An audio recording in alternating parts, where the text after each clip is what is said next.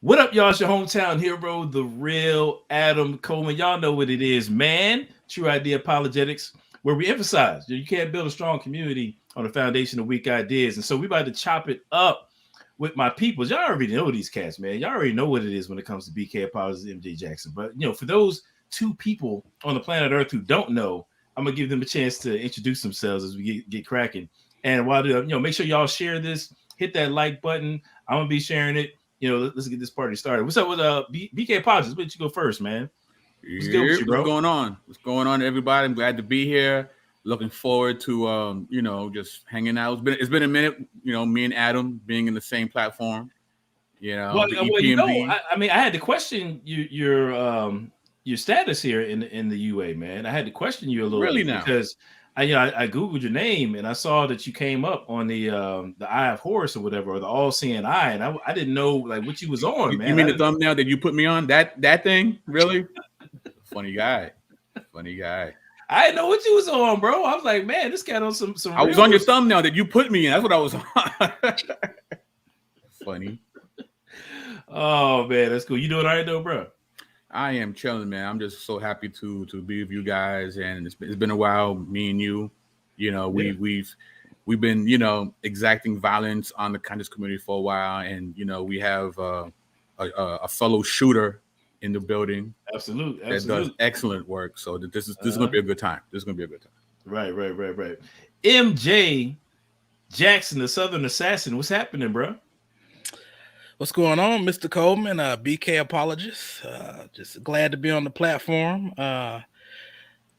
It hasn't been as long as BK, but yeah, glad to be back, man. Every time we hit it off, man, it usually lasts for a little bit over an hour. So we'll see what happened tonight. Well, yeah. a lot of bit over an hour. Hey, last time when we went in on Browder, that was almost 3 hours. Oh, wow! You guys did 3 hours on Browder? Wow! Almost. Yeah, that was tough. Yeah, it was good though. It was good stuff. So, man, I tell you what, man, we got a real special topic tonight. I feel like because as people who watch this channel and watch you guys' channel, by the way, I would definitely recommend that if you haven't already, subscribe to BK Apologist channel, subscribe to Urban Christian Institute with MJ Jackson for sure. We've got a lot of dope content. But as y'all know what it is, man. As we talk about all the time, we're constantly hearing this claim that Christianity is the so-called white man's religion, and just the more and more we dig, man, it's just funny how these skeletons come out of the closet from some of these people who are making those claims. And that's what we're going to talk about tonight, particularly in regard to Kemeticism. I'm not going to say too much about it because that's really, you guys are going to get in depth. But essentially, I mean, y'all been doing some real detective work, man. Y'all are like Sherlock and Holmes out here, man. You know what I mean? Or Sherlock and Holmes. Sherlock and what's his right hand man? Watson. There you go. Said Sherlock and Holmes. Sherlock and Watson. Just really do some real detective work. So for people who don't understand or don't know what Kemeticism is, I guess we could briefly describe it as being a worldview that somebody has structured around Egyptian, which another word for Kemet, referring to the same geographical place, but Egyptian heritage, history, philosophy, and in many cases spirituality. So that's what you're talking about when you're dealing with Kemeticism, or we talk about Kemetics. And so typically they're going to be the folks who are saying things like Christianity was based on Horus and stuff like that. That kind of flows from that, and a bunch of other things that we can get into. But before we go there, I want to acknowledge everybody in the chat. Shout out to all my peoples in the chat. We are broadcasting live on YouTube and on Facebook, and the numbers is up, man. Like, Cass is really in here. I think people are really excited to talk about this, and actually I am too. I'm really a spectator. Like, I mean, BK, when you told me about what you guys have been doing, I was like, yo, don't even tell me anymore. I just kind of want to be a spectator when y'all present it so I can, have all the oohs and ahs along with everybody else. So I'm really excited to dig into this. But before we go in, man, is there anything that y'all wanted to say kind of by way of preliminary, or y'all want to just dive in? MJ? Well, I mean, this is violence tonight. Okay. When isn't it? All right. The gloves are off, and Brackle Knuckles brass knuckles. Those two, straight, whatever straight they kill are. Shots, straight kill shots tonight. Straight kill shots, headshots, 100 points, things like I mean, but it is what it is. You said it yourself. Call of Duty player right there. Well, you know, my nephew and brother was coming up behind me doing this finishing move, so it's, you know, okay. But I mean, you said it yourself. You can't, you know, build a community on bad ideas, right? And you know, we just exposing the lies and really just taking a look at where this stuff come from, and the jig is up. The jig is up. That indeed. And you know, it's very apropos that we're doing this on your platform, Adam, because this recent trajectory that me and MJ have been going through it's basically your fault. I just want you to know that. It really is your fault. And I'm going to explain why. Fault. It's your fault. Okay. This is why. I'm sure you have a slide for this and everything. And I don't have a slide for this, but I should have. But you know, because you know, sometimes you're a little messy on my channel, so I'm going to return the favor. I'm going to be a little messy on yours. All right. Right. You had a very interesting discourse with a one Shaka Atmos. I did. Okay. And I did. And the dialogue was based on you guys trying to narrow down a particular topic in which to debate on. And you know, and you was very open to various topics. You know, like anything that you wrote on the chapter in the UA book. Shout out to the UA book if you haven't get that book. And you know. But you wanted something that both people were invested in, right? The term that you used was skin in the game, which I don't know if I think it flew over people's heads when you said that. I don't know why. Right. But I don't know what that's about, you know, but yeah. But then, you know, various things were put on the table. And one of the things was the whole Jesus and Horus discussion. And the reason why, you know, you gave for not wanting to do is one, it's been done a billion times. A billion times. Bro. Billion and one times. Right. And it's not something he subscribes to. Right. So that again, quote unquote, there's nothing. He doesn't lose anything in this debate. Right. But for some reason, he took that and ran with this idea that you was running from this debate about Horus and Jesus. Right. Mm-hmm, mm-hmm. And, you know, for the record, Mr. Coleman was not running from that topic. For what? Right. Nobody in the UA runs from that because it's been debunked. So, a billion times, right? A billion times. But then I was thinking, you know what? You know, I wouldn't be a good apologist if I didn't have my own debunking of Horus video. Oh, okay. Just have it in the chamber, so that when it does come up, I can actually post my video as opposed to someone else's, right? So I started to do some digging, right? And with Mr. Jackson, and if I could share my screen. Okay. All right. I'm not seeing it up yet. All right, here we go. I'm scared to share the screen, man. I don't know what you got, you know. Well, I feel like you setting me up, you know. Nah, no setups. So, you know, we did this video called "Is Jesus Biting from Horus?" Now, biting is an old school hip hop term meaning to copy, to plagiarize, right? That's right, one of the accusations. And hopefully, you know, you guys could watch this video in its entirety. We're just gonna do one point from this video. And one of the reasons why this debate wouldn't be good is because it would be over very quickly. And the reason why I say that is, you know, when you look at, you know, just a simple primary source, you know, that clearly debunks the virgin birth, right? Because they say that Horus is, you know, we get the virgin birth from Horus. So here we have coffin text spell 148, the conception of Horus. In this text, the transformation is accomplished by recounting the details surrounding the conception and birth of the falcon god Horus. You can find this in Ancient Egypt, Facts and Fictions, Stephen E. Thompson, page 211. So now this, ladies and gentlemen, this is the goddess Isis being quoted in this spell. She is speaking about this conception she has of her child Horus. MJ, could you be so kind as to read this quote? I guess we should specify this ain't like this isn't PG right here. This is PG-13 apologetic. It's a family show. It's a family show, but yeah, it's a little dicey. Right. Can I read the first word? Is it family planning or is it family life? That's what are we talking about here? Is it a family show or is it family life here? It's a family show. It's a family show. Right. Okay. Are y'all ready? Yeah, go for it. Ho, gods. Sorry. I am Isis, the sister of Osiris, who wept on account of the father of the gods, Osiris who parted the slaughter of the two lands. His semen is inside my body. His what? His semen is inside my body. I have knitted the form of a god in the egg as my son, foremost of the Ennead, who will rule this land, who will inherit from Geb, who will speak for his father, who will slay Seth, the enemy of his father Osiris. Come, O gods, may you provide his protection within my uterus. Know in your hearts that this God who is in his egg is your Lord, the blue-haired one, the form of the Lord of gods who are great and beautiful, adorned with two plums of lapis lazuli.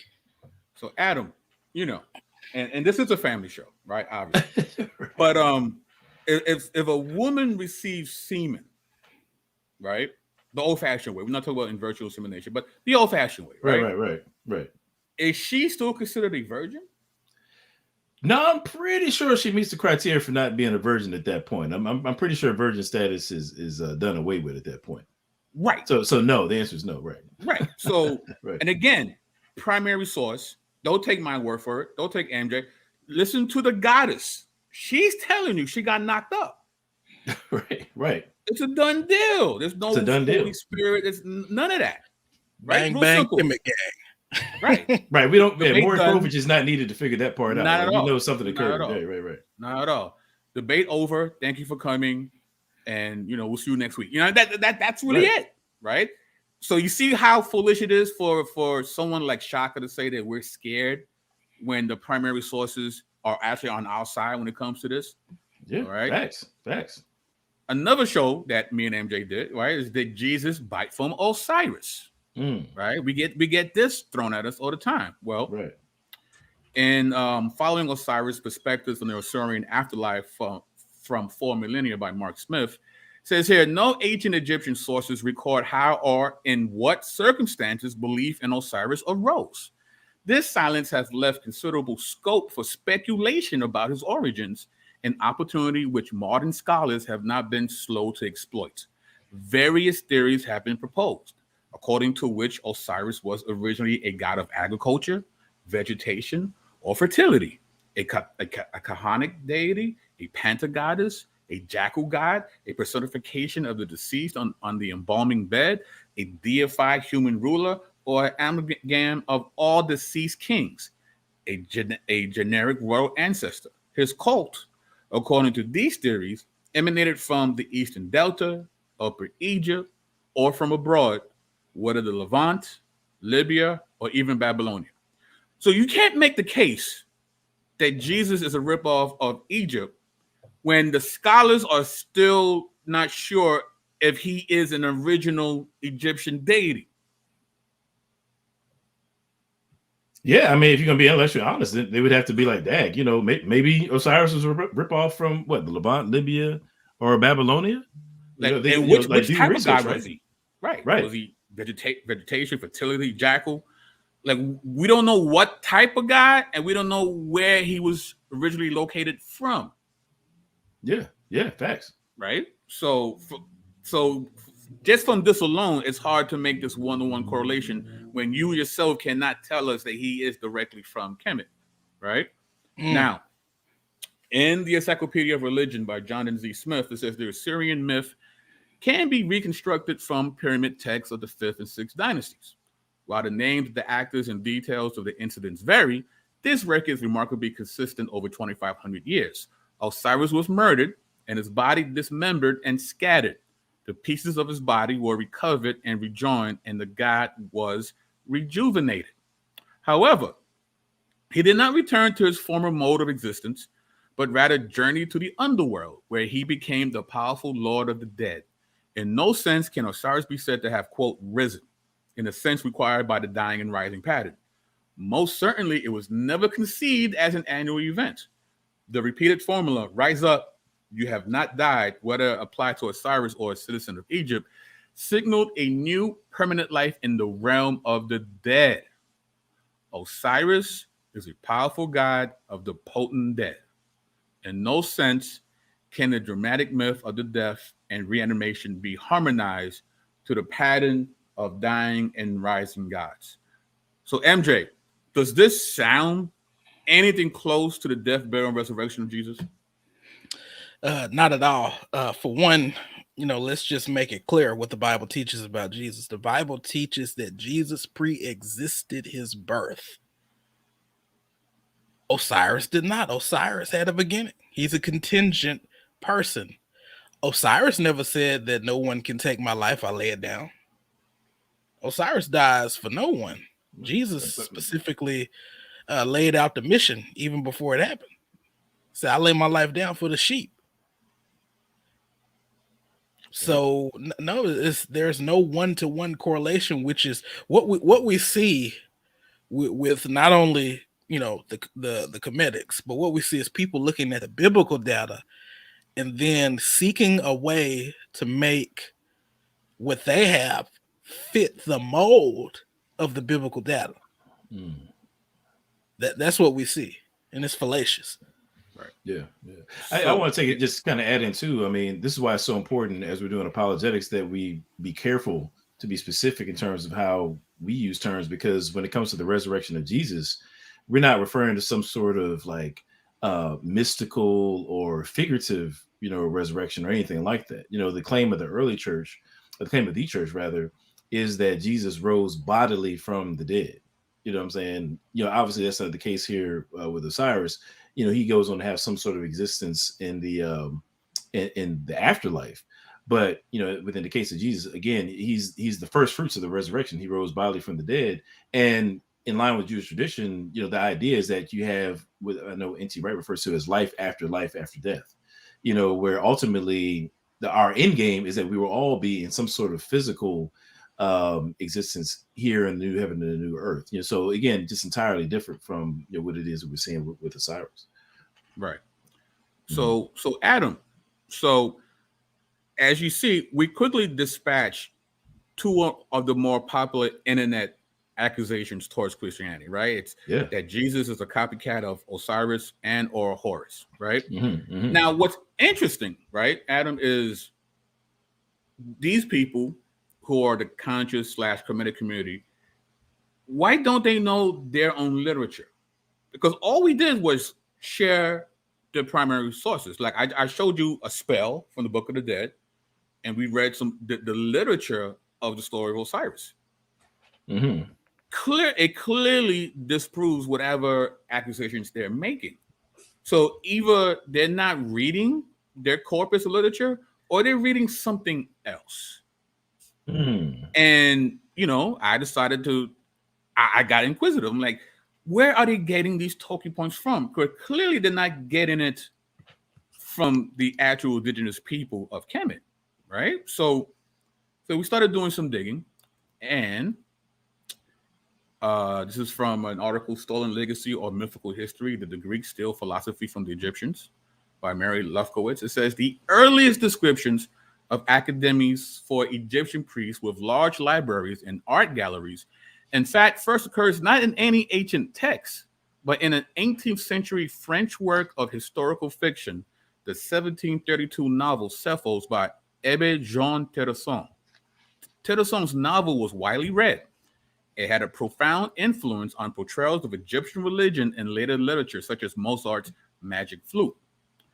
In 1731, classicist and philosopher Jean Terrasson published his only work of fiction, Cephals, History or Life from the Monuments Anecdotes of Ancient Egypt. The novel, set 2 generations before the Trojan War, is a biography of the Egyptian prince Cephals that describes his education, his initiation into a secret society of priests, his travels through Africa, and his eventual return to Egypt.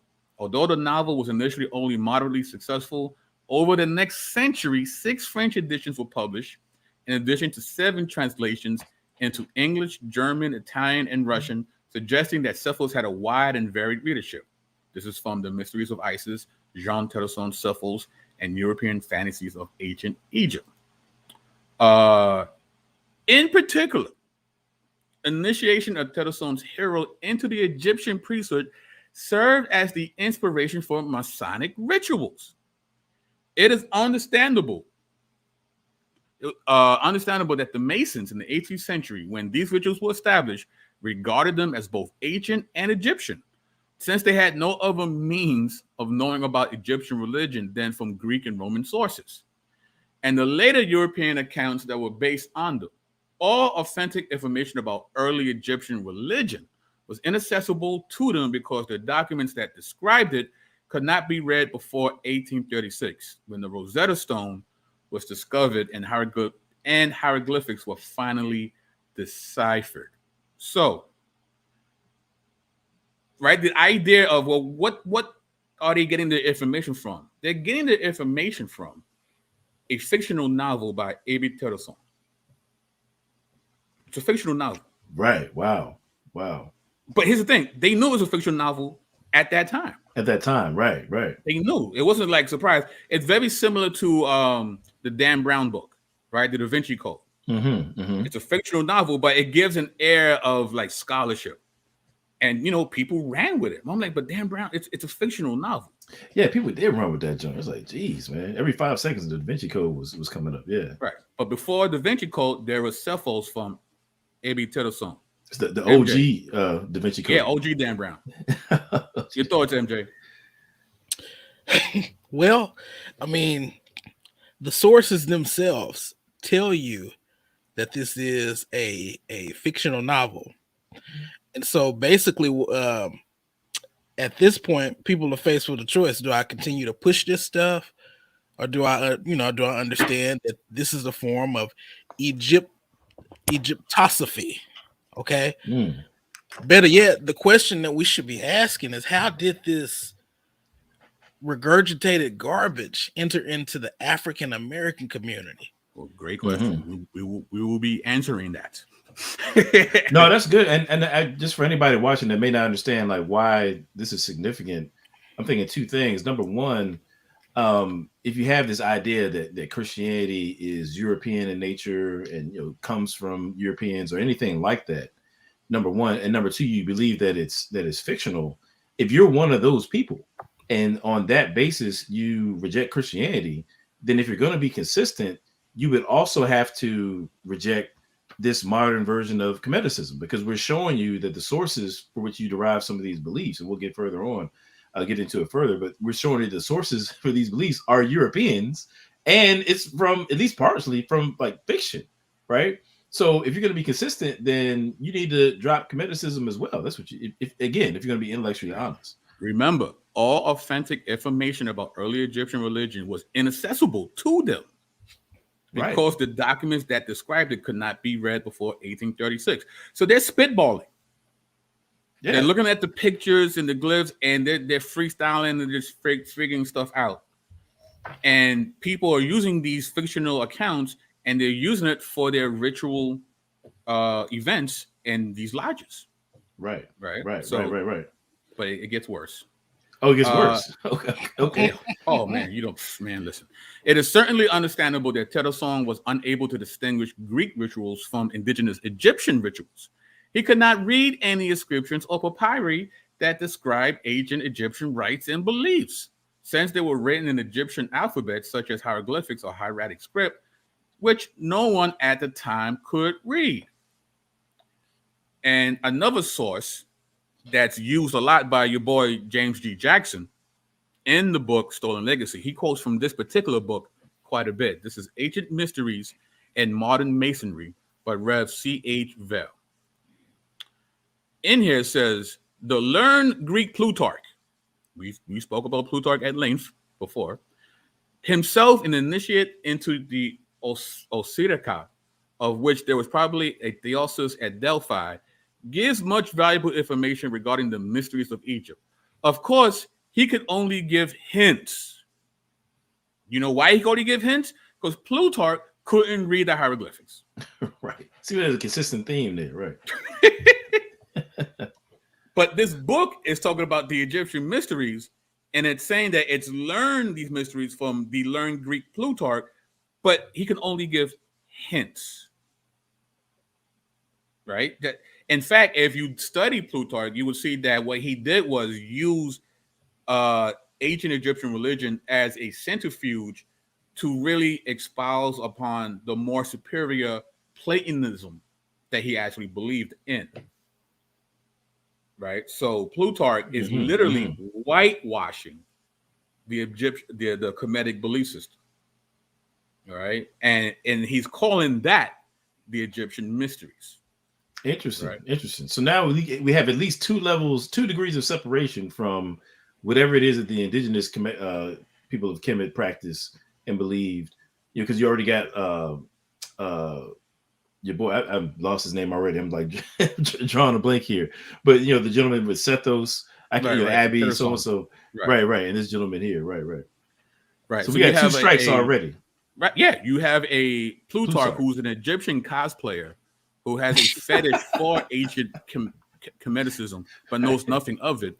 And you have Kemetism, a Frenchman, making a fictional novel because he too could not read the hieroglyphics nor understand any of the actual belief of Kemeticism. So he just made it up. Right. And the Freemasons went with it. But also in Mr. Vell's Ancient Mysteries of Modern Masonry, he brings up this other person by Epiphanes. As an outsider, could not be expected to understand the rites he describes. Which is weird. So why are we listening to this guy?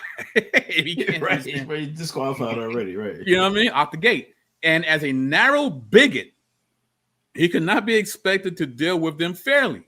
But the importance of the passage is the testimony it bears to the fact that one of the most widespread mystic festivals was connected with a, quote, rite of resurrection. You notice here the crowing of the cock, which is connected with the crucifixion of Jesus, and the cross marked on the forehead, hands, and knees or feet of the image, or the one who has returned from the underworld. Remember, this is a book that's being quoted heavily by James G. Jackson, Stolen Legacy. He's using this book to make his point. I don't know if people realize like how big of a deal that is in terms of so if we're going to look at the family tree of the conscious community people that we typically deal with today, I'll just make it more specific, like the Kemetics. So when you go on, and there's no shade or anything like that, but the guys who generally present as being Kemetics on Side Netter TV or Garfield's channel and so forth, like these guys, the sources that you're quoting, like the John Jacksons, those would be like the grandfathers and great grandfathers of the people that we're dealing with today. So their lineage of information, we're just kind of following the breadcrumbs back, and it's not looking too good. It looks like John G. Jackson was out here quoting from, I can't even pronounce it, Epiphanius, or whatever. I just mad fraudulent to understand the rites he describes. Like, so why are we listening? Yo, MJ, let me make what's going on. Let me make one small correction because they'll take what we just said, run with it, and make a 7-hour video about it. It's George G.M. James who wrote Stolen Legacy. Jackson is important. He's another one. John G. Jackson is important, by the way. But it's James because they have a field day. Good catch. Good catch. That's why you're the living library. That's why we got you, bro. I mean, So in this same book that this guy quotes from Stolen Legacy, he says the Egyptian mysteries had 3 grades called mortals, intelligences, and creators of light. The mortals were probationary pupils who were instructed in the doctrine, but who had not yet realized the inner vision. The intelligences were those who had attained the inner vision and had become men and received mind. The creators of sons of light were those who had become one with the light and attained to true spiritual consciousness. These 3 stages are called by W. Marsham Adams: initiation, illumination, and perfection. This state could be attained while yet in the body and included in the after-death consciousness as part of its content. Now, listen, right? This is Ancient Mysteries and Modern Masonry, right? It's breaking down these 3 grades that's based on people who could not read the actual glyphs. Okay? Plutarch gave you hints. Epiphanes couldn't describe the things that he was actually saying. Right. It's right? looking bad. Right. It's looking bad. But between these gentlemen, they've concocted this tier system mortals, intelligences, and creators of light. This is nowhere in indigenous Kemet. They're literally making this up.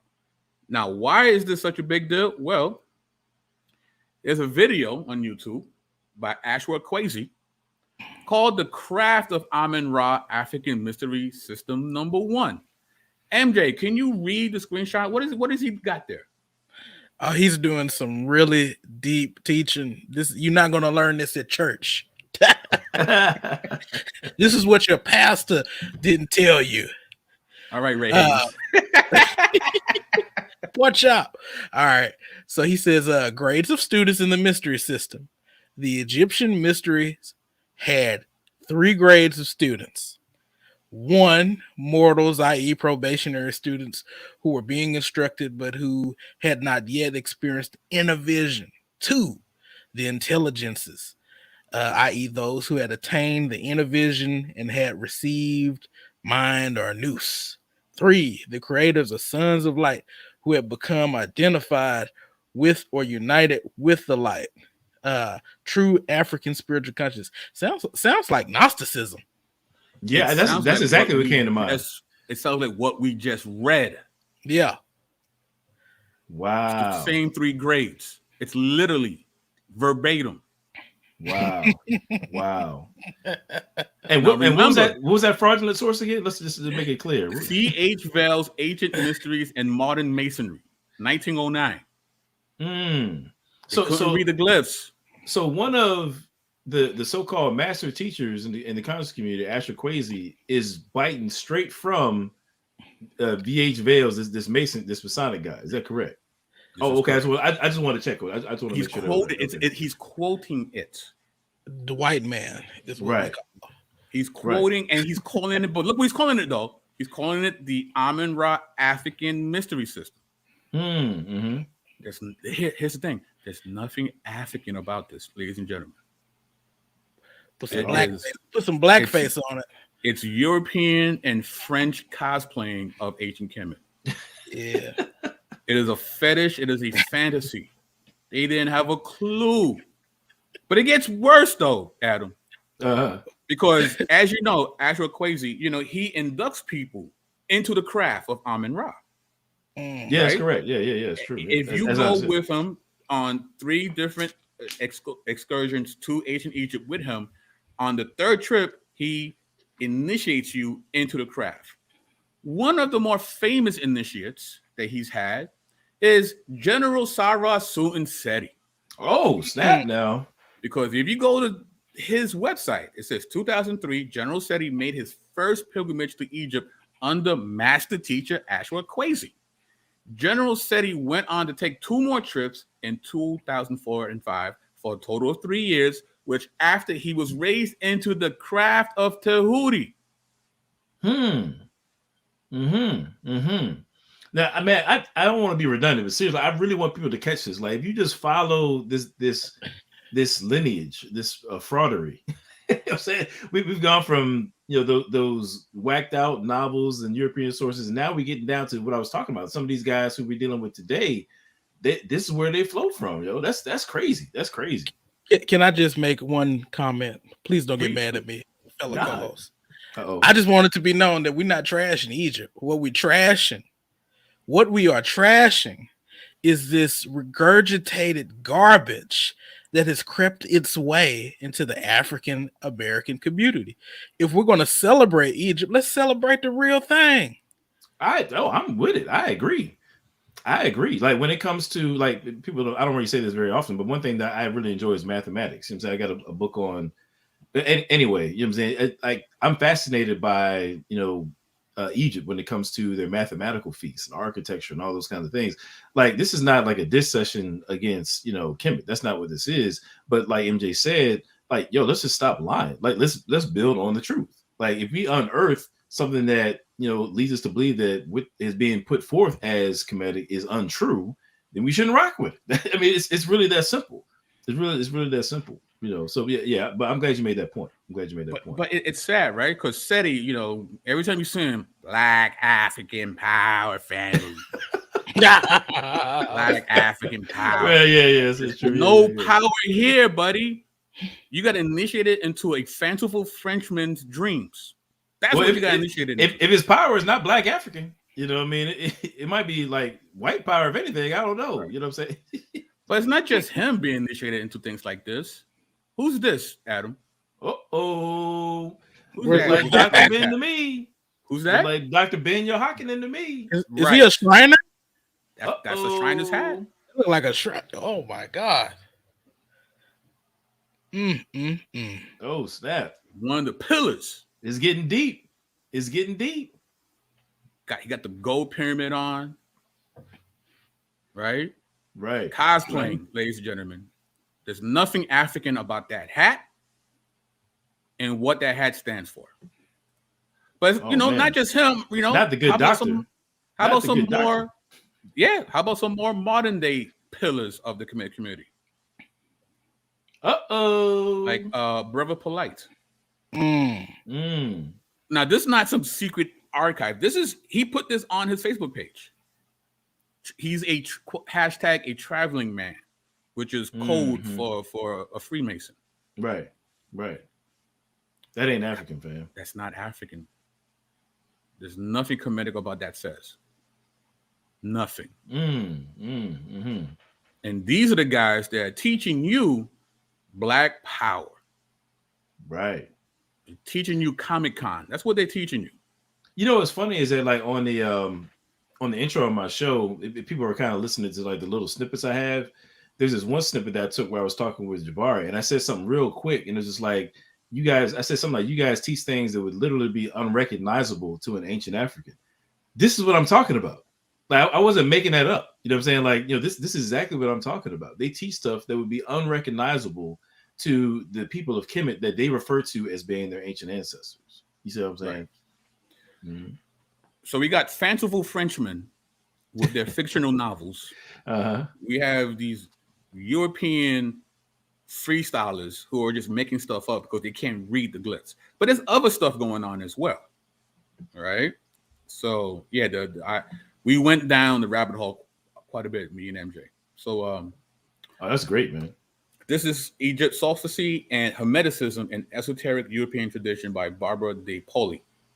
On the symbolic horizon of Freemasonry, it was Egypt, above all which took an axial value as a repository of a heritage of continuity over millennia, what Egyptologist Eric Honig calls Egyptosophy.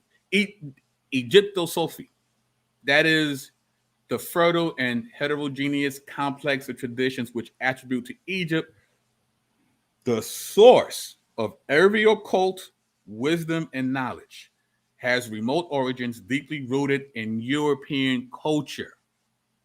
So the idea that everything comes from Kemet comes from this term, this group of people, and this corpus of literature called Egyptosophy. This is where it comes from. So when people say that Christianity is a ripoff of ancient Kemet, this is the material that they're using, ladies and gentlemen.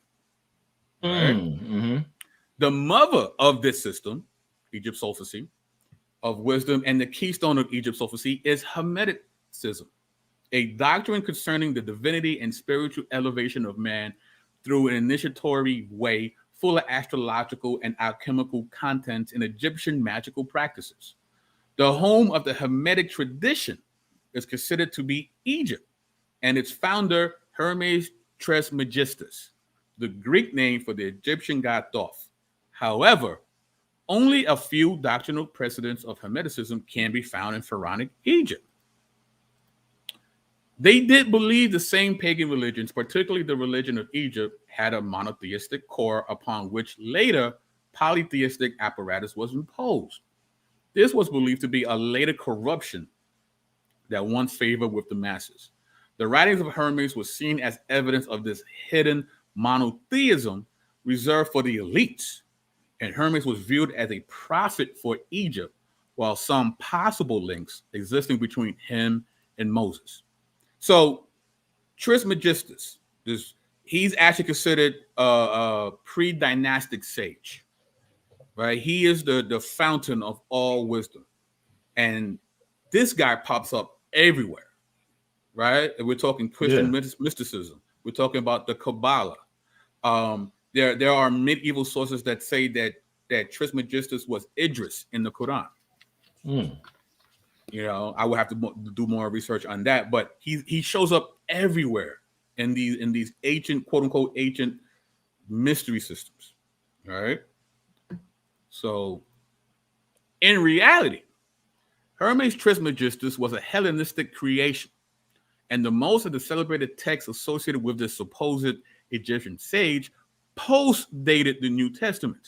Thus, this view of Egypt, thus this view of Egypt was totally baseless. But this was not known until after it had molded the consciousnesses of the West. All right, this is from Origins of Jesus Mysticism, Confused Esoteria and Angry Polemic by Albert McHelney. So, right, but this fictional stuff traveled throughout Europe.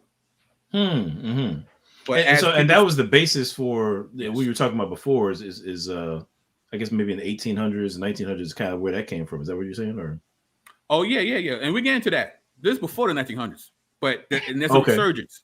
But we'll get to that. MJ, before I continue, you want to say anything?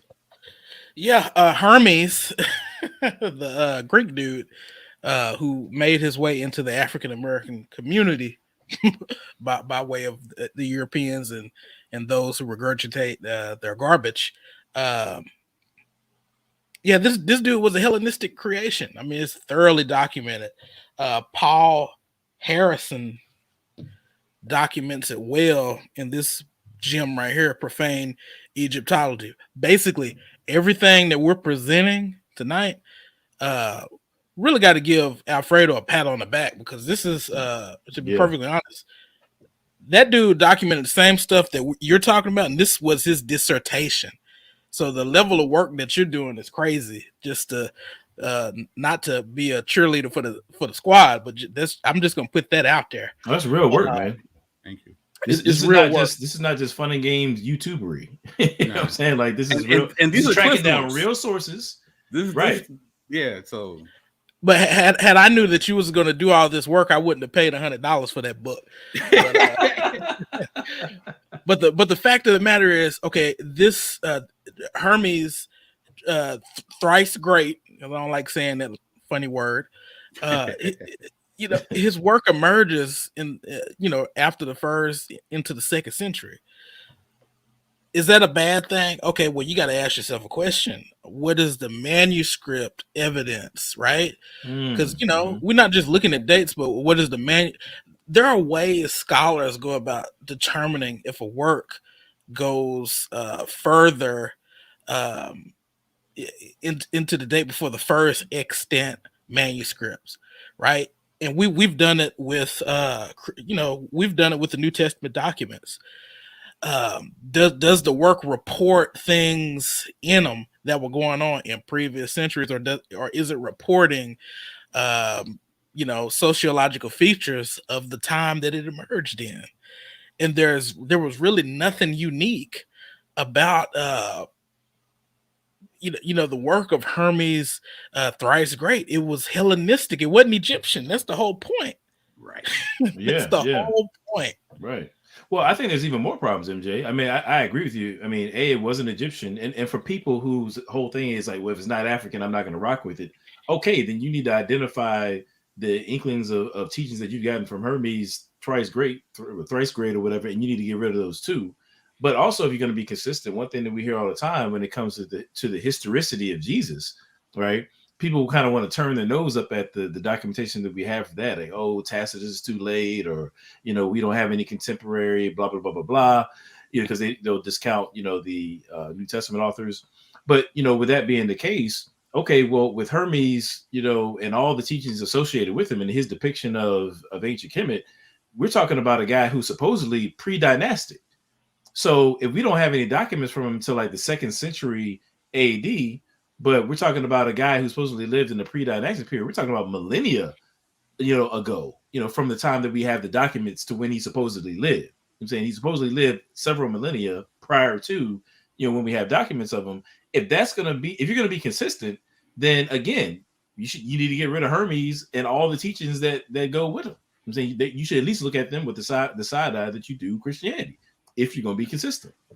And that's a great segue to this particular quote here. It says, the cult of Hermes Trismegistus had claimed to preserve the teachings of the greatest sage of Egypt.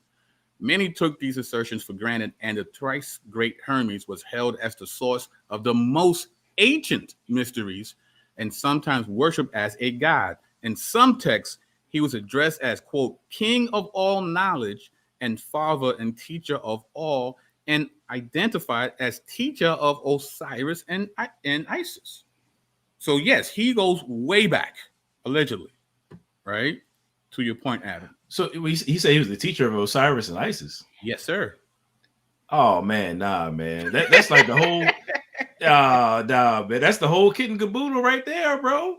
You know what I'm saying? That's like their king and queen right there. You know what I'm saying? Yeah, because if he's the teacher of Isis and Osiris, and then Horus is the child of Isis and Osiris, I'm saying you got to throw Horus in there too. He's going to come from that at least informational or spiritual tradition, or however you want to call it. And we're tracing it back to essentially a Greek dude Hermes, for whom we don't really even have any legit documentation. It just gets worse, man. It gets worse and worse, and it continues to get worse. For example, while the zodiac played a large role in Hermeticism, it was foreign to Egyptian thought until the Ptolemaic era, until the white folk showed up. Interesting. Ideas emerging from Hellenistic philosophy were also integrated into Hermeticism, and many believed Plato and other Greek thinkers learned their ideas from Egyptian priests. In actuality, Hermeticism built a Greek philosophical facade around a set of hybrid Greco-Egyptian core beliefs. The real achievement of Hermeticism was projecting Hellenistic ideas back upon ancient Egypt. Ancient Egypt was not without its own esoteric beliefs, but theirs were not the astrology and other practices of its later Greek rulers. The differences between classical and Hellenistic Egypt prompted the Egyptologist Eric Hornung to label concepts of this later period as Egyptosophy, in opposition to Egyptology of earlier Egyptian rule. It was left. I'm sorry, I don't mean to interrupt, but that's pretty significant though, because Eric Hornung is a serious historian, and I don't want people to miss that. Like he's saying that this Ptolemaic or later era of Greek influence upon Egypt that was later overlaid onto ancient Egypt. He's saying that it's so radically different that they shouldn't even be referred to with the same category. It's literally two distinct things. That's pretty significant. That's pretty significant. And let me also add, I believe that the Egyptians were black or African. Let's just black is socially constructed word. African. I believe that they're African, right? Because this is racist. What the Hellenists did was racist. The ancient Kemetics must have been so great that these cats had to paint it all in whiteface, basically. Yep. That's what they had to do. So why are we still holding on to this? You just heard the term Egyptosophy, right? Well, the Kemetics would also push back against Egyptology. No, we do Kemeticism. Okay. It's all looking suspect to me. If Kemeticism looks like Egyptosophy, you're still doing something fraudulent. Right. Yep. Right. Absolutely. I just had to put that super chat up because your boy Ben is giving y'all a shout out, man. And I agree. Between the slides and the encyclopedia knowledge of MJ, it's dangerous out here, man. It's dangerous out here. You're too kind. Yeah. So it was left to Isaac Casaubon, one of the greatest classical scholars of his day, to break the spell Hermeticism held on the Renaissance mind in a critique of Hermeticism placed within a Protestant polemical work, debunking a counter-Reformation church history. However, as it had appeared in the treatise not directly dealing with Hermeticism, Casaubon's strong salvos against the movement took time to be widely circulated among Hermeticists. However, once the implications of his systematic dismantling of Hermeticism was absorbed, the Hermetic revival began collapsing like a house of cards. Wow. And this is why. Casaubon's careful analysis detected the clear style and usage of late antiquity in Corpus Hermeticum. He demonstrated the texts originated in this period were likely written after the New Testament. And any proposed authorship in ancient Egypt was untenable. The Corpus Hermeticum was a product of the first few centuries AD without any connection to any ancient Egyptian sage.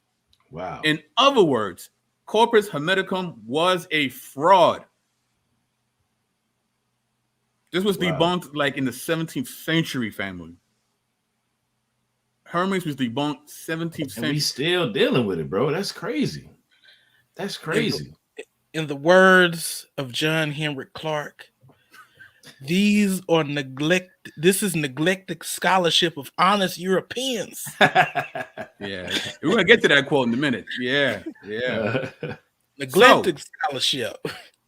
So the Hermetic movement, whose greatest thinker was Giordano Bruno, took inspiration from a body of mystic writings attributed to Hermes Trismegistus, a supposed Egyptian sage often identified with the god Thoth. Did I read this already? No. In reality, the works thought to be those of Hermes dated from 2nd and 3rd century CE. But belief in their vast age, Egyptian origins, and mystic power was widespread, not knowing that the sacred text actually postdated Jesus. Wow. Adepts were also impressed by the seemingly uncanny anticipations of Christian teachings they contained, Hermetic doctrine. This is from Afrocentrism, Mythical Past, and Imagined Homes by Stephen Howe. But you see, they thought that this came first and Christianity came later. And it's like, you see how similar it is to the real religion of Hermes Trismegistus? Right. Well, now we see why. Right.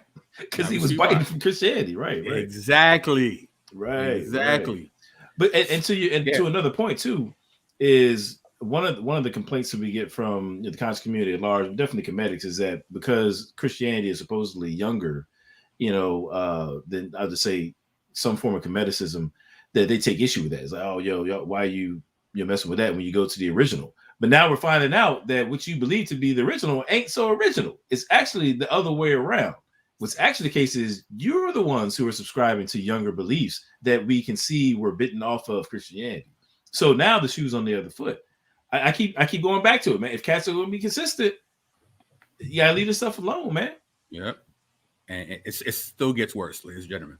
We still gets worse. We still didn't get to the M. Night Shyamalan plot. Throw in the towel. Throw in the towel. All first verse. Despite this fall from favor, seeds of the Hermetic revival flowered into an explosion of interest in the quote mysteries of Egypt. When Hermeticism was long forgotten, the mystique of the secret wisdom flourished, and it continues to this day. It is irrelevant that Hermeticism had nothing to do with ancient pharaohs. The interest it generated in the quote mysteries of Egypt long outlived the system that produced them. The Hermetic revival fueled subsequent esoteric speculations on the secret truth behind all religion. And the dreams lived and flourished even as the movement that created them faded from memory. And here are some of the people that brought back Hermeticism into the modern world. People such as Gerald Massey, Ancient Egypt, Light of the World. Says here, according to this earlier Bible, death came into the world by ignorance, not by knowledge, as in the Christian travesty of the Egyptian teaching. As Hermes says, quote, the wickedness of a soul is ignorance. The virtue of a soul is knowledge. And he's quoting the divine Pymander, which is part of the Corpus Hermeticum. You have Albert Churchward's aim to demonstrate that the secrets of Freemasonry descended directly in unbroken line from the wisdom of ancient Egypt.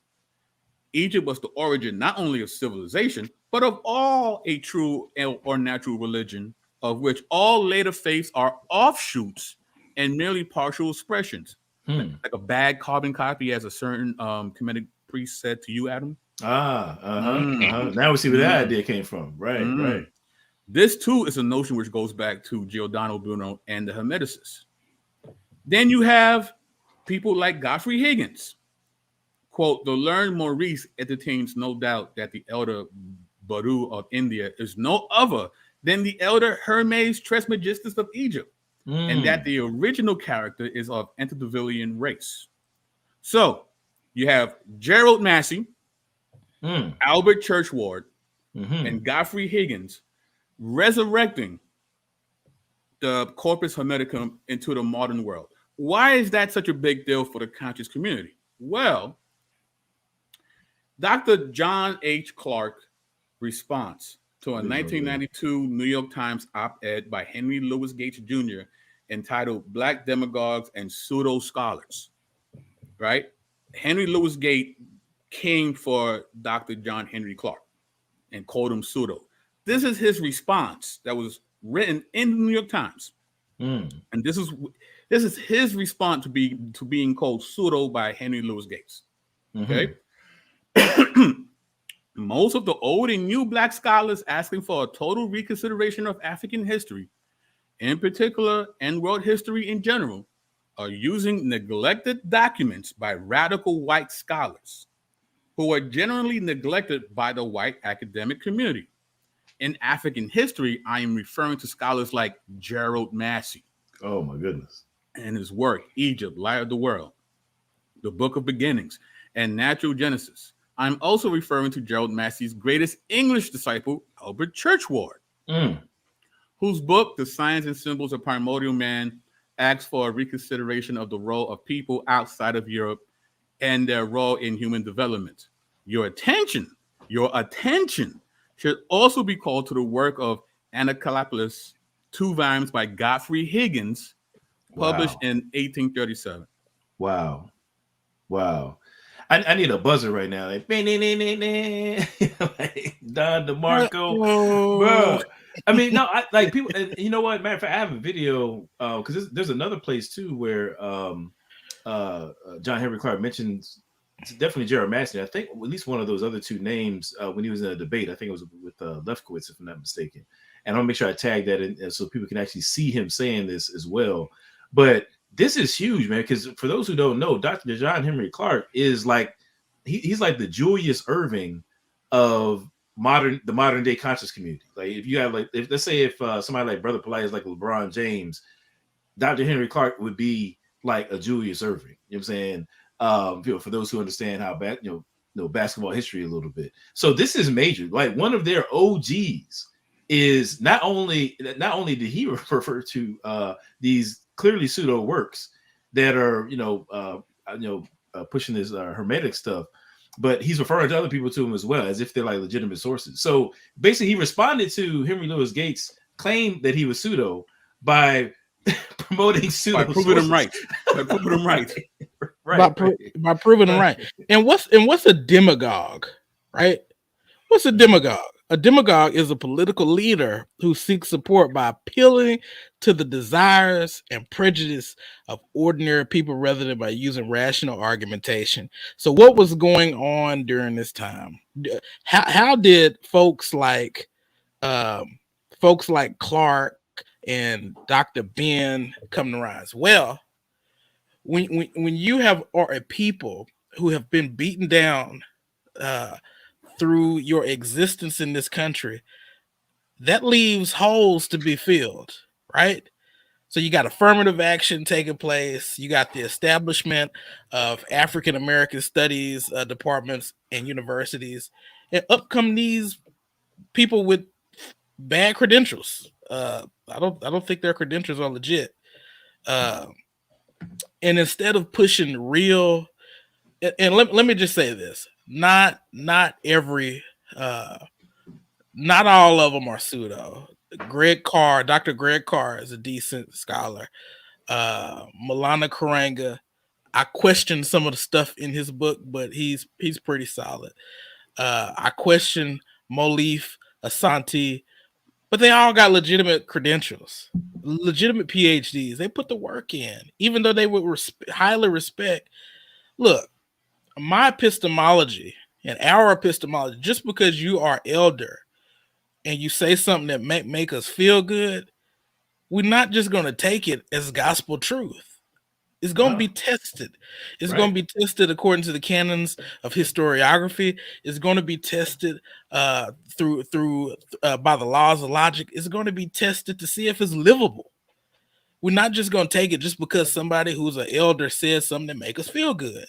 But the fact of the matter is, there was a historical situation taking place in this country with the revolution of Negroes going transitioning to becoming black.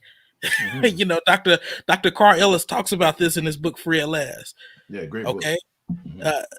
This is that revolutionary period where black power is coming into play, and you got guys like these leading the charge. And it's not just Dr. Clark either. Okay, let's go. Yeah. Goodness gracious. This is Alfredo don't be playing, man. I'm sorry, because Alfredo does not be playing, bro. He has slides for everything. You know what I'm saying? Slides for every occasion. He has receipts. He is a living receipt.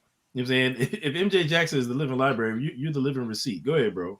I didn't mean to cut you off. And this is from I think this is a lecture called "The Nile Valley Civilization and the Spread of African Culture" by Yosef ben Yochanan. It was the Greeks like Plato, Aristotle, and others who came and learned. In those days, the students would come and read for their education. There were no books to take home. There were no publishing houses like now. You had only one book, and most of the subjects were taught orally. Certain instructions were given toe to toe, shoulder to shoulder, mouth to ear. I will go no further than that. Some of you here may know how that was done and under what conditions. The English adopted it and called it Freemasonry. Sir Albert Churchward's book, Signs and Symbols of Primordial Man, is a cornerstone of Freemasonry. Churchward was a big man in England. Besides being a physician, he was also one of those who made English Freemasonry what it is today. So Joseph ben Yochanan quoting right the Churchward. Wow. Especially interesting case is the use made by Afrocentrists of writings by Albert Churchward, an English medical man, ardent Freemason, and amateur Egyptologist. Writing in the first few decades of this century, he is cited as an authority by such figures as Molif Asante, John G. Jackson, and Henry Olea, and repeatedly by Joseph ben Yochanan. Wow. There's two more. You have Asa G. Hilliard III in his book, The Meaning of Kemet. He says many European and European American scholars also began to lift the veil of ignorance and to destroy racist ideas about Kemet and the role of Africans in it. And there's a little number 5 I highlighted. That's the footnote. So let's look at the footnote and let's see which European and European American scholars were lifting the veil of ignorance. Albert Churchward, The Signs and Symbols of Primordial Man, and Gerald Massey. Wow. Pillars. Wow. Hey, man, BK Pauses is in them footnotes, fam. This man is in your footnotes. Yo, that's crazy, yo. That's crazy. Again, I mean, this is the house of cards, yo. This is the house of cards. Yochanan, John G. Jackson. Asa Hilliard. Dr. Henry Clark. We already got caught Asher Crazy slipping. You know what I'm saying? Like this is literally, I don't know if there's any OGs left. I mean, these are the guys that they always cite. You still got Browder pushing it. Oh, okay, true. But he's gonna ride with a Dr. Ben too, though. Like he listens to a Dr. Ben. So to me, he's like a generation like after a Dr. Ben and Dr. Clark. So he's still beholden to that legacy as well. But man. Now, why were these gentlemen able to bring so much of this basically pseudo information, and why did it stick so much into African Americans, for this long? Well, Clark was a professor of Black and Puerto Rican studies at Hunter College of the City University of New York from 1969 to 1986.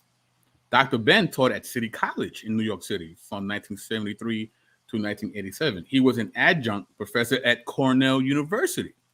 Asa G. Hilliard was an African-American professor of educational psychology, right? He taught at Georgia State University, served as the dean of the School of Education in San Francisco State University.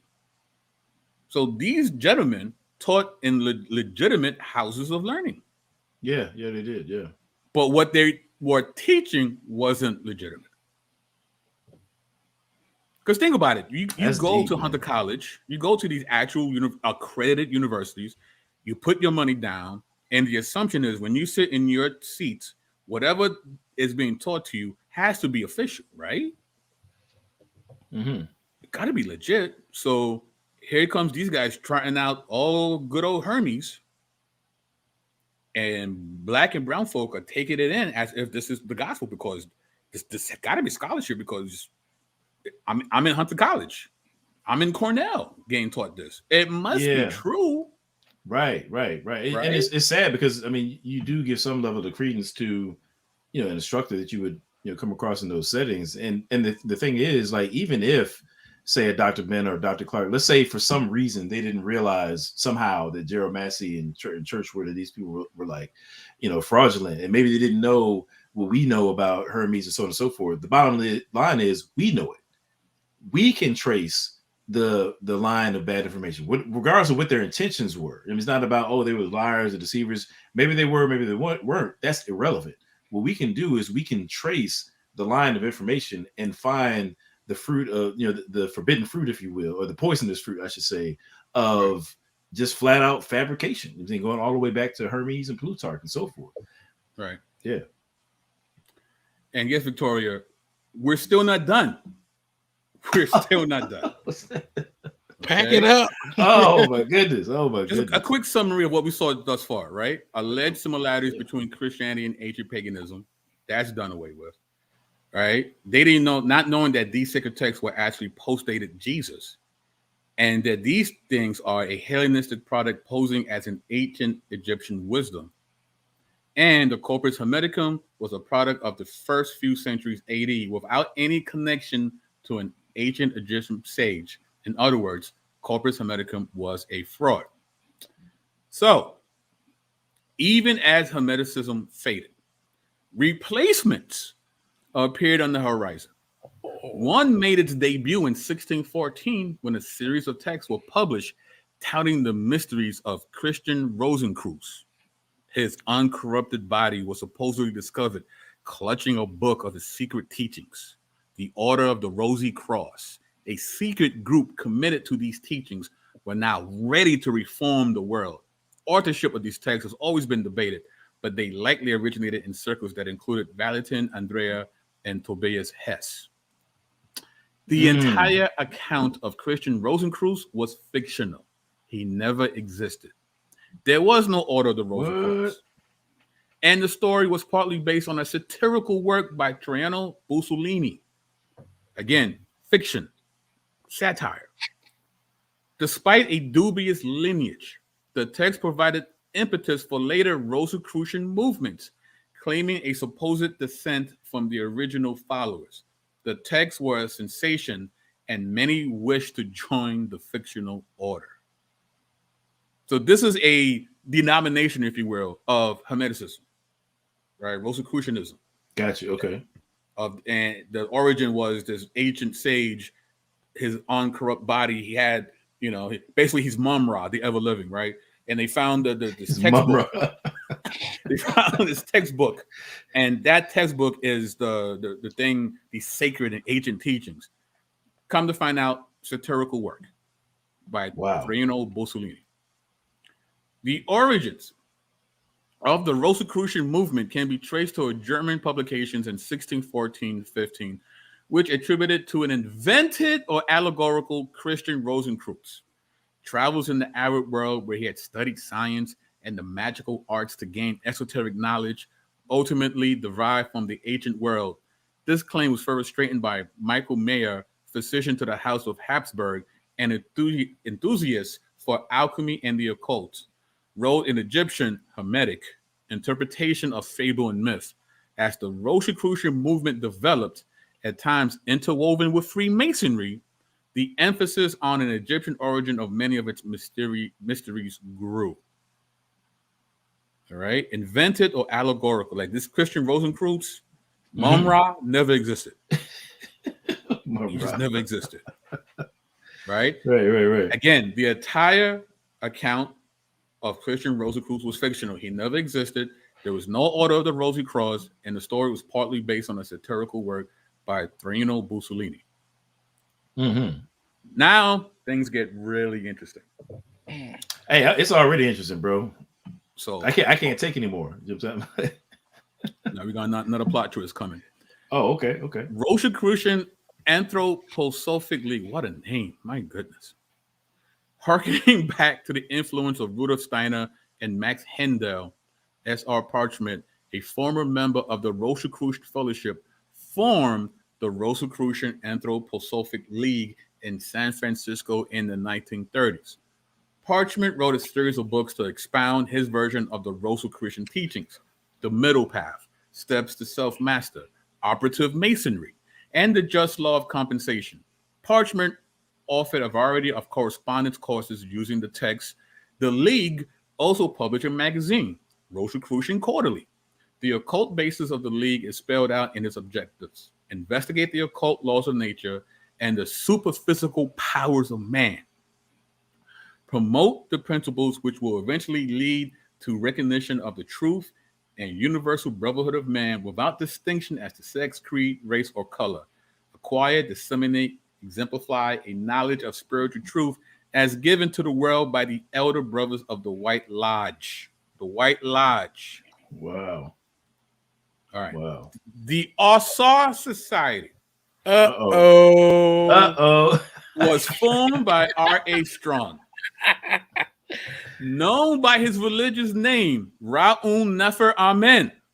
A member during the 1970s of what? The Rosicrucian Anthroposophic League. Wow. A black man, Strand became an occult teacher to the black community, and around 1980 established an independent organization that applied the universal occult truths of Rosicrucianism to the Afro-American situation. Wow. Strong has written several occult texts: The Realization of Neternu, Health Teachings of the Ageless Wisdom, and Meditation Techniques of the Kabbalists, Valentin and MJ Jackson. Now, see, that's huge too, because a lot of people may not be as familiar with him, but yeah, Valentin and MJ Jackson, you can see his stuff on YouTube as well. He's another one of those OGs that would be like in the class of like a Dr. Henry Clark and so forth. Like he's another one of those Kemetic OGs, and we see him. It was like a European plant, by the Rosicrucian League here. It's basically, that's what he is. He's a Rosicrucian draped in kente cloth. That's what the All-Star Society is. Right? Facts. Yeah. Now, let me see here. Yeah. Other books manifest a particular interest in the needs of Black Americans: Black Man's Guide to Spiritual Union, and Black Woman, Black Man in a Quandary. In 1980, he started a magazine, The Oracle of Thoth. The Oracle of Thoth, also known as what? Hermes Trismegistus. Right. Or Tahuti. And by 1982, offered classes in the Society's occult teachings in New York, Washington, D.C., Chicago, Philadelphia, New Haven, and Norfolk. So if you're wondering why this thing has such a grip on the East Coast, now you know why. Now you know. Yeah, that's crazy. Yeah. Thank God for the South. Yeah, Norfolk's that. But Norfolk's in the South though. That's Virginia. That's my own. That's my own state. Yeah. So again, this is from Circle of the Sun: Rites and Celebrations of Egyptian Pagans and Kemetics. In 1973, R.A. Strahan, an African-American member of the Rosicrucian Anthropological League, founded his own tradition called the Osiris Society. Rosicrucianism, a society related to the Hermetic order of the Golden Dawn, claimed to be descended from the 18th dynasty Egyptian priests. But they're not from the that's a lie. Egyptian priests, are they? Nah, we know that's a lie. Yeah. Right. It was a segregated society, however, and the Rosicrucian Anthropological League was the branch designated for African Americans. So what you said earlier, Adam, you was right. This is the black version. Right. Right. I like the way you said it, wrapped in kente cloth. I think, yeah, that's I mean, that's pretty much what it is. Right. Now calling himself Ra'un Nefer Amen incorporated what elements of Hermeticism, such as the Tree of Life, into a more specifically Egyptian framework for the Asar Aset Society, an Afrocentric organization. The Asar Aset Society was probably the first group to adopt the word Kemetic to refer to Egyptian religion from a native, more specifically African perspective. Interesting. Okay, I didn't know that. Now, wow. this is a quote from the Asar Aset Society's website. This is what they say about themselves. Okay.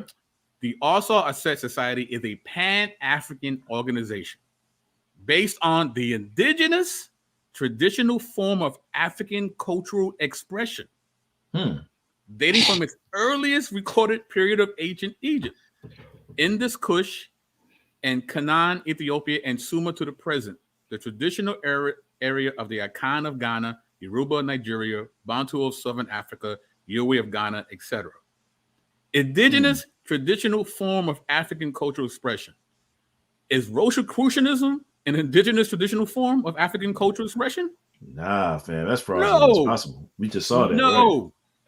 But if I don't know their history and I go to their website and I'm looking for an indigenous traditional African experience, then this is where I'm going.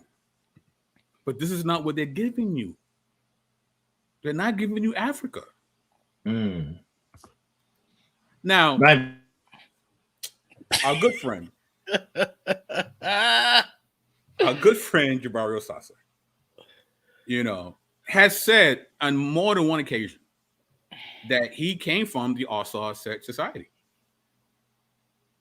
right? Before he linked up with Baba Heru and created the Shrine of Ma'at. Yeah, but that's his roots, right?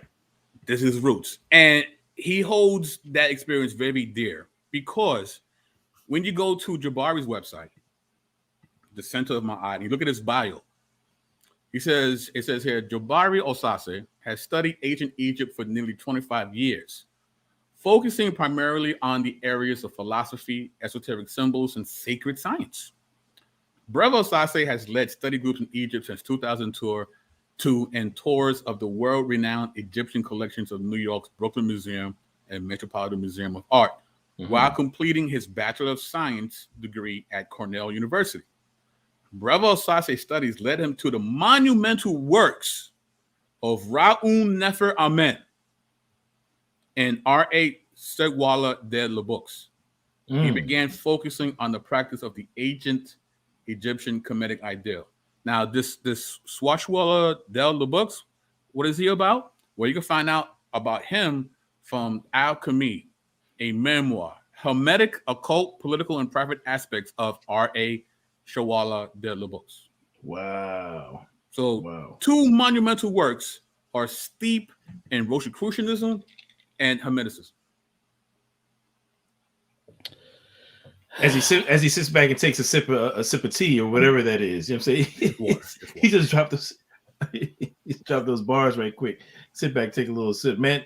I mean, it's wild. So again, Jabari would be an example of the guys I was talking about. It's like that's kind of bringing us to today. I mean, any given day, you can flip on side of the TV and find Jabari Osase. And this is actually not even a dig at him. It's just that just tracing his ideological roots. In order for us to understand his ideological roots, we can't travel straight to Kemet. We had to first make our way through Europe. That's what we got to do. We got to, and actually, that's going to be our stopping point. You know what I'm saying? Is the European roots that his I guess ideological forefathers and foremothers would have drawn from. That's just a fact. I mean, that's not opinion. We've seen the breadcrumbs now. You know what I mean? Yep. And again, shout out to Urban Apologetics, Restoring Black Dignity with the Gospel, Eric Mason, with our good friend Adam Coleman being in this book. But we're quoting actually Dr. Vince Bantu here in his chapter, Kemeticism and the Gospel. He says, Not only are many of the alleged copies between the Vizrat gospel and Kemetic religion substantiated fabrications, but this entire line of thought is a modern Western argumentation that is alien to the Kemetic tradition this religion's practitioners claim to uphold. It's bars, bro. It's bars. And we've seen the receipts. So, I mean, and what I like about what you did was, I mean, for every one of those 1,000 slides that you had, you know, you got citations. Like, you're not just making this stuff up. If people want to go back and just kind of walk their way through this video, look up every citation, you know, the books are on the screen, you can see for yourself. You can see for yourself. Yeah, I mean, it's a wrap. It's a wrap. And this was the short version, right? I mean, I know you got more. This is the cliff notes of like 5 or 6 videos me and MJ have done. Yeah, this is the abridged version. But I got a bonus time. Bonus video. We have yet another famous person within the Kemetic community who owes his very inception to Mr. Rafu Ahmed. So let me get this going here. Share my screen. Yeah, by all means. Here we go. Whatever bars you got, bro, I'm here for all of it. I'm with all of it. All right, here we go. Oh no! Wow. You're ready to get married to you as a Christian, but it seems like our ancestors were Muslim. So I said, okay, because you got to remember, I had put all of that stuff from those institutions that I grew up out of my mind. I had just let it all go, and so I'm kind of, it was like I was restarting over again. And so I said, well, it seems like our ancestors were Muslims. So I said, maybe I need to be looking at Islam instead of this Christian thing. And then one thing happened. I was in a recording studio recording in Queens, in Jamaica, Queens. And at the time I was living way out in a place called Mattawan in New Jersey. That's where the flight attendant and I were living. But I went to New York to record. And then I was in the studio. I was proselytizing Jesus, evangelizing Jesus to the producer. And the producer looked at me and he said, Shaka, he stopped the session. He said, Shaka, go over there and pick that book up on my fireplace. And I went over to the fireplace and I picked up a book called Metu Necher by Ra'un Nefer Amen, Shechem Shechem. I don't know how many of you have heard of it. Yes. I'm very familiar. Right. So I picked it up, I read it, I looked at it, and I said, I stopped the session. I said, yo, I gotta go get this right now. I bought the book, I bought 2 books. And these are the things, this is the moment, I guess you could say Shaka Amos was created. I bought 2 books. One book was Metu Necher, right on Jamaica Ave. One book was the moment Shaka was born. Born in the womb of Rosicrucianism. That is wild, Joe. That is wild. I mean, and here's the thing, like, seriously, like, again, these are the people who are constantly making arguments about, you know, Christianity being the white man's religion and blah, blah, blah, blah. And here you have, you know, Shaka Atmos said that, like, his like epiphany, his life-changing, trajectory-changing moment came when he discovered the works of Ra'un Nefer Amen, who we now know was a Rosicrucian, which is based upon Europeanism and fabrications. Like, we know that now. Like, it's like that's done. Like, we know what's up. That's your guy. That's y'all man's. That's crazy to me. That's crazy to me. I like Christianity aside. Let's just set aside Christianity for a second, right? Just looking at the facts, following the breadcrumbs. If you believe that Christianity should be rejected because it's, you know, European, so on and so forth, at this point, you have to do the same thing with this modern Kemeticism. You have to. This, what you call Kemeticism that you've been practicing thus far, it's got to go. If you're going to be consistent, it's got to go. Jeez, those bars, man. That's crazy. That's crazy. That's crazy. You know you're going to get me in trouble, man. You know he's going to be on my page now, you know, on my Facebook, heckling me once again. You know, maybe that's what you were intending. Maybe that was the goal. I don't know, but just refute the sources. You know, it don't have to be personal. Just refute the sources in the video. Right. But to your point, you gotta be consistent. You know, you gotta be consistent. And what Alfredo has so eloquently demonstrated tonight was basically that this is the white man's religion, pretty much.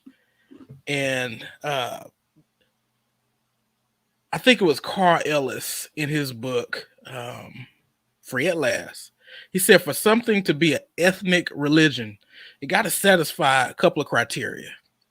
The first criteria that it has to satisfy is religion must arise out of the historical experience of a people and take on that people's cultural identity. Second, the assumptions involved in the religion or worldview must be taken as basic commitments of the majority of that people. And it must be so interwoven into the cultural fabric that it's part of the worldview without conscious acceptance of it. So on either one of those criteria, this is not what the Kemetics believe. They didn't hold to this stuff. I mean, it's been demonstrated. This is, and let me just say this. This is not if you understand what the Greeks did when they conquered a people, this is not surprising. It was a process called Hellenization. Now, what did the Greeks Hellenize Israel? All hell broke loose several times. Yeah, that's right. Yeah. All hell broke loose several times. They didn't roll over like I don't know who, but all hell broke loose several times. They wouldn't even allow certain faces to be on their money.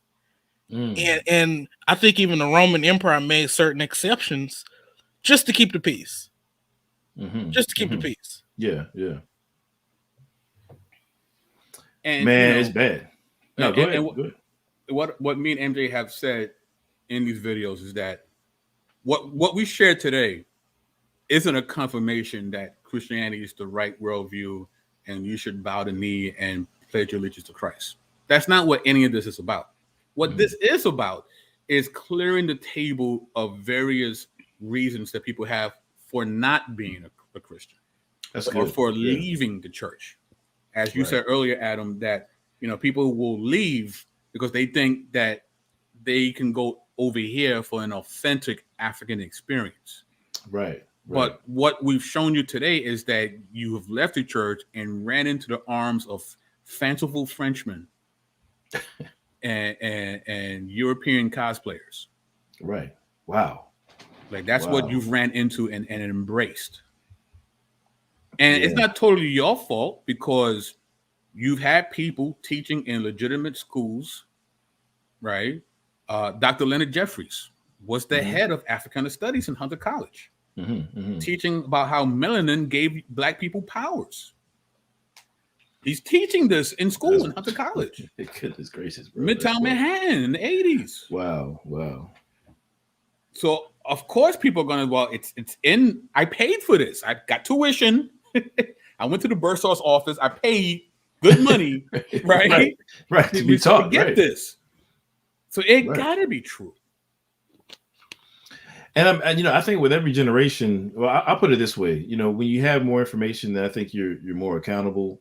And the reality is, we have a lot of people in our community who are constantly making the case that our enslaved, African forefathers and foremothers were essentially, brainwashed and duped into a white man's religion, that they believe Christianity to be the white man's religion.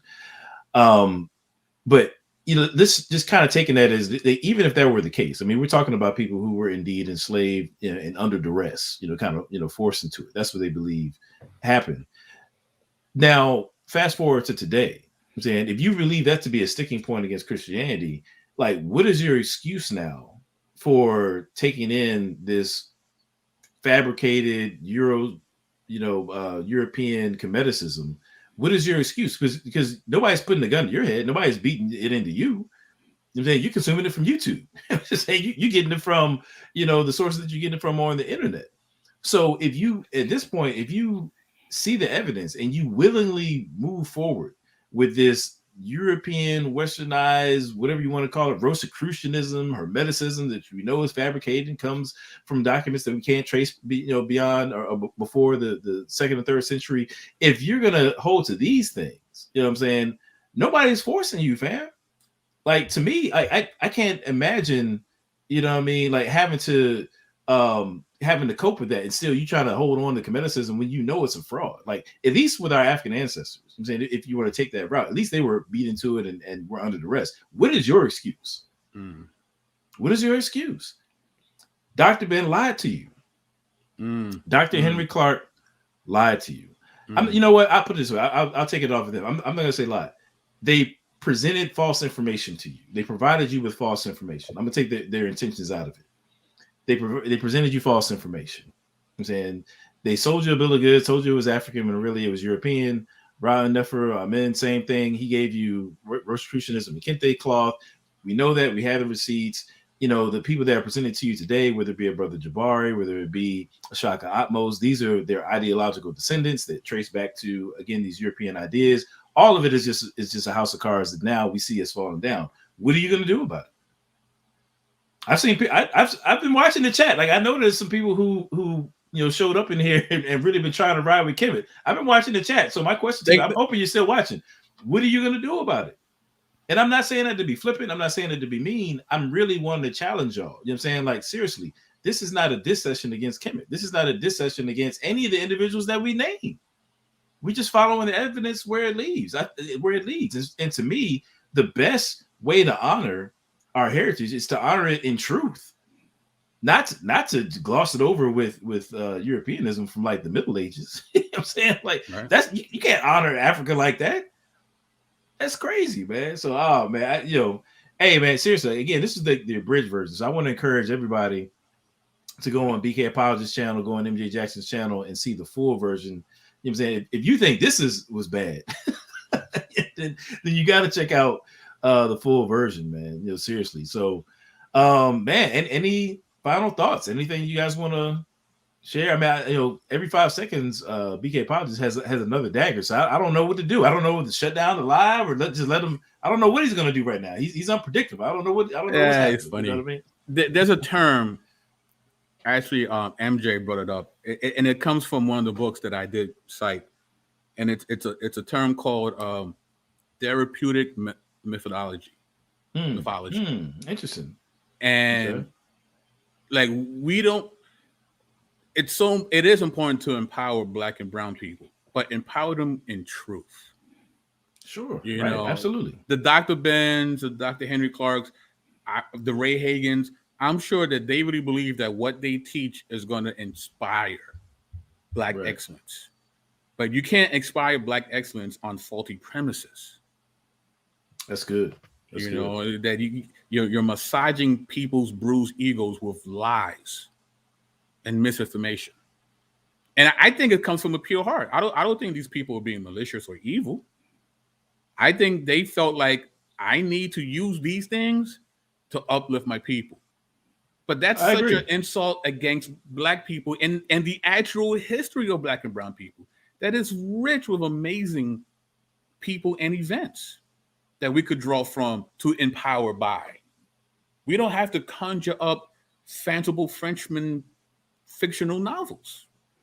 We don't have to do that. We have enough don't need that. Amazing Blackness to empower. Like, there's no need for this. There never was. You know what I'm gonna say? Like, this might be a new T-shirt. Black history don't need help. It can stand on its own. Black history don't need help.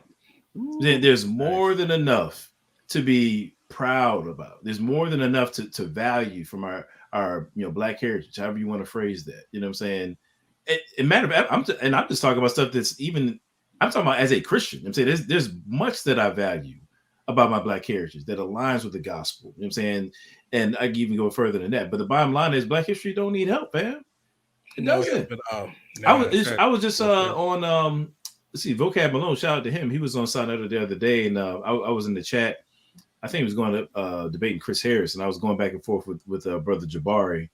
And Jabari said something to the effect of, it's like condescending for Vocab as a white man to be telling us, Black folks, about our history. And I just think that's hilarious to me, you know what I'm saying, in light of what we just saw, because essentially that's what his whole line of ideological forefathers has been doing this whole time, whether it be Rod Nephra Men, Dr. Ben, Dr. Clark. Wow. You know what I'm saying? They allowed Churchward and Albert Churchward and Gerald Massey and the other gentleman that you named, I don't know, I can't think of it right Higgins. now. Huh? Higgins. There you go. They allowed them to tell us our history and was proud about it. and proclaimed it proudly. I mean, okay, well, if he's gonna be consistent, you should feel some kind of way about that.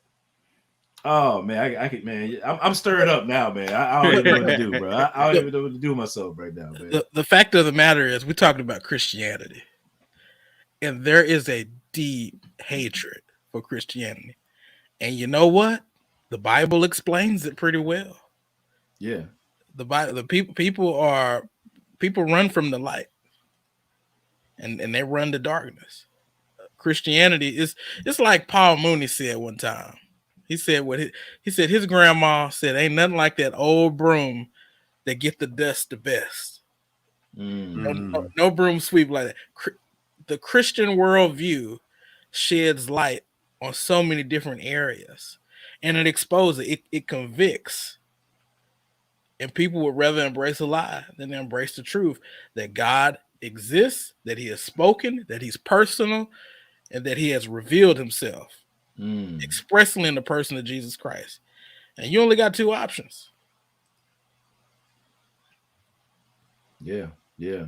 I mean, that's profound. And actually, that brings us around, I think, full circle. We'll go ahead and end it out here. But hey, listen, man, it's Black History Month. I love Black history as much as anybody. You know what I'm saying? Like, I mean, literally, I'm not making this up. Like, all I do every day, all day, if I'm not changing diapers here at the crib or at my 9 to 5, I'm studying apologetics and Black history. That's what I do. I'm saying that's literally all I do. You know what I mean?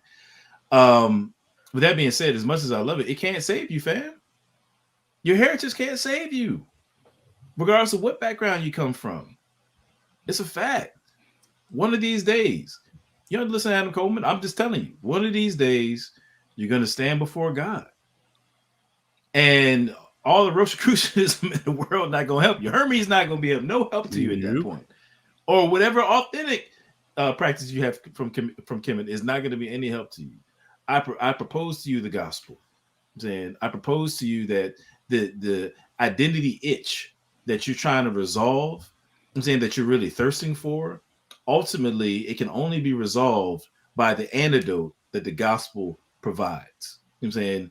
In so much as the gospel restores us to relationship with the Father through Christ. I'm saying we're then connected with who we really were intended to be. And those roots run far deeper than Kemet. They run far deeper than Europe or any other ethnic, claim that we can make. We got to run straight back to the cross and back to the Creator. We were made in the image of God, and we are the best of who we were created to be when we submit ourselves to Him. I'm saying, repent and believe the gospel, y'all. At the end of the day, that's why we're here. You know what I'm saying? So, hey, man, y'all want to tell people what y'all got coming up, and then we'll get up out of here. I don't know what I got coming. I'm sure I'm going to have something with MJ next week. I'm going to continue exacting violence. Well, whatever it is, I'm sure it will involve multiple slides. That we do know. This is true. This is true. This is very true. Right. What you got, MJ? What you got coming up, man? Well, I once again, it's like my buddy here come. It's like he'll drive by the house, beep the horn, and I just hop in the car with him and go.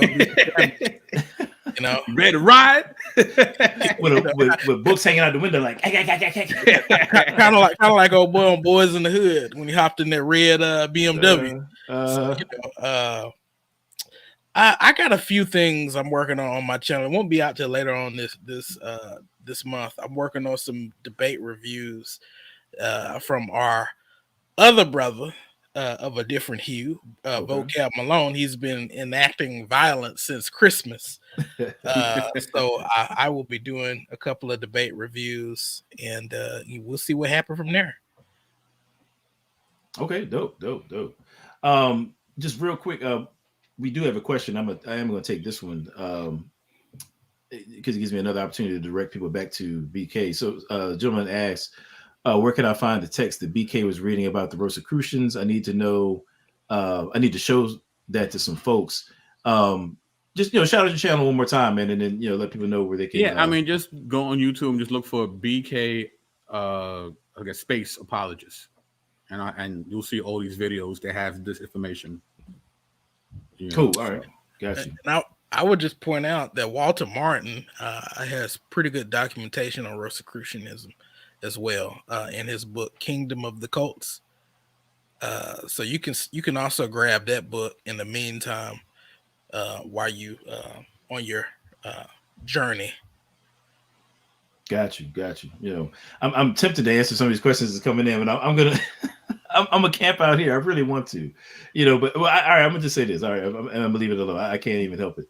Was it Kane 7D Productions says everybody thinks what they believe is the truth, and really nobody knows anything.